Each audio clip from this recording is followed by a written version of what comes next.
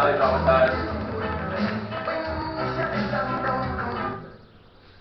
Okay, so my name is Thornton. I'm a senior criminal justice major, minoring in Homeland Security. And today I'm going to talk to you guys about the do's and don'ts of a traffic stop and how to stay safe. So first of all, my goals are to inform you guys about the process of the traffic stop, to show you what the perspective from a police officer's point of view, information to keep you safe during the stop, provide information about your Fourth Amendment right, which applies to any traffic stop. I'm going to tell you a little story about myself. It's actually pretty funny. And at the end, I'm going to give you a conclusion and a Q&A section if anyone has any questions. First of all, just from the surveys that I put up there, 42.1 of the class said they've been pulled over by law enforcement at some point in time, which is a pretty big number considering that most of us only had our license for maybe 5 years, 4 to 5 years. Also, almost 60% of the class is not intimidated by law enforcement. Personally, I am, even being a major in that field. Anyone with a gun is always intimidating to me, and just the way they hold themselves, kind of scary. 58% said it would be extremely stressful as a police officer. They have one of the most stressful jobs in the entire world. They have to deal with criminals and everyone on a very daily basis. The general consensus of a good police officer that you guys said, or everyone said, is kindness, humble with their powers, not abusing their powers, and the ability to treat everyone as equal, which I think is great points. So what happens during a traffic stop? Say you get pulled over. The first thing they're going to do is run your license plate to see if your car is stolen or if you have any outstanding warrants of any sort. That's why whenever you're pulled over and they're just sitting there, you're like, why are they not coming up to you yet? It's been 4 or 5 minutes, or they're just icing you a little bit. That's what they're doing. They're checking to make sure everything's okay. Once they got this information, they'll step out, and they'll usually, most of the cops I've talked to, they'll top the trunk of your car to make sure it's locked, because there's been a lot of cases where there's actually been someone hiding in there, like criminals. They actually have someone go through the back seat, come behind the cop as they're pulling them over. So they always make sure it's locked. So if you've seen them do that before, that's why they do it. They'll proceed to walk around the side of your car. Some officers, the more trained ones, the more veteran ones, they'll actually walk around the passenger side of the car because they get a better plain view sight of what's in the car. If there's a gun or if you have contraband or any sort underneath the seat or hidden away, that gives them probable cause to go in there after they pulled you over. Then they'll ask for your license registration. Then they should tell you why they pulled you over. If they don't tell you why they pulled you over, you can ask them kindly. They might ask for consent to search a vehicle. And lastly, they'll either issue a citation or not, depending on if they feel like issuing it to you. And then once you do that, they'll ask you to sign it if they do issue a citation. It's a highly stressful situation for them and for you as well. I know if people that here got pulled over, you're probably just like sweating a lot and very nervous on what's going to happen. Your heart probably sunk a little bit. They're very unpredictable for the police officers too, and dangerous. It's the second leading cause of police deaths, whether they get hit by a car whenever you have you pulled over, or just random attacks of violence against them. So try to refrain against from reaching a glove box, moving around a lot before they tell you to do anything, because that will just heighten the tension and make things more difficult for you.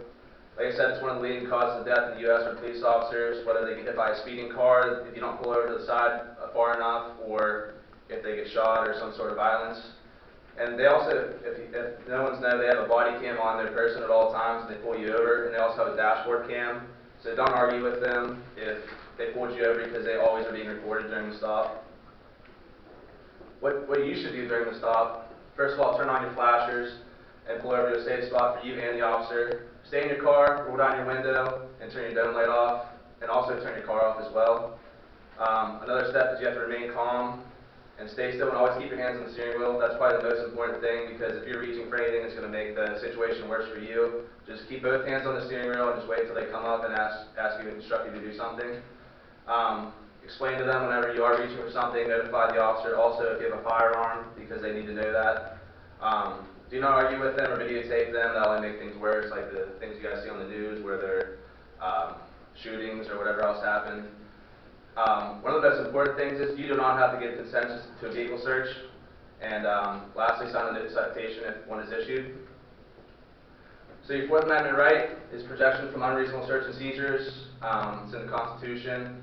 The burden of proof is reasonable suspicion versus probable cause. There are different levels of the burden of proof. Reasonable suspicion is less, they need less cause to go in, search a vehicle, or not search a vehicle, but So if they pull you over, they have reasonable suspicion enough because you did something wrong. And probable cause is for things like a DUI or something where they can go in and actually search your vehicle. So like I said, it's a lower standard of proof required for the stop.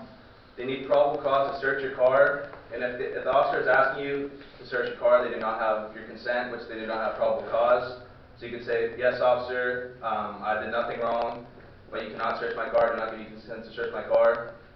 And lastly, the things are investigatable offenses versus non-investigatable. So basically that's like, if they pull you over for running a red light or something, or a stop sign, they do not have probable cause to search your car because you did not do anything wrong that would warrant them to search your car. But if they pull you over and you're swerving on the road late at night, and they might smell alcohol in your breath or something, they have probable cause to search your car. So I'm going to tell you a little story now. Personally, I've never got pulled over on the highway or even in a car, but 2 summers ago I was at Pontiac Lake up towards Erie. Me and my buddies were on his jet skis, and we weren't even fooling around or anything too much, but I guess you can only be like 50 yards or 50 feet from another jet ski whenever it's going, which we weren't.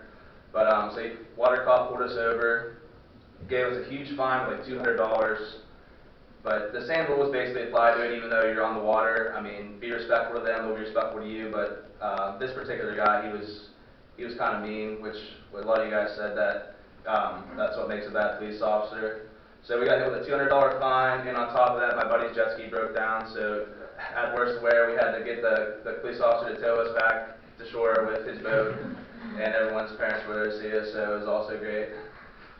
So in conclusion, I showed you guys both perspectives of a traffic stop. I broke down an extremely stressful situation, explained the do's and don'ts of a traffic stop, explained what your Fourth Amendment right and how it pertains to a traffic stop, shared a funny story about a personal experience. Here's a reference page. Any questions?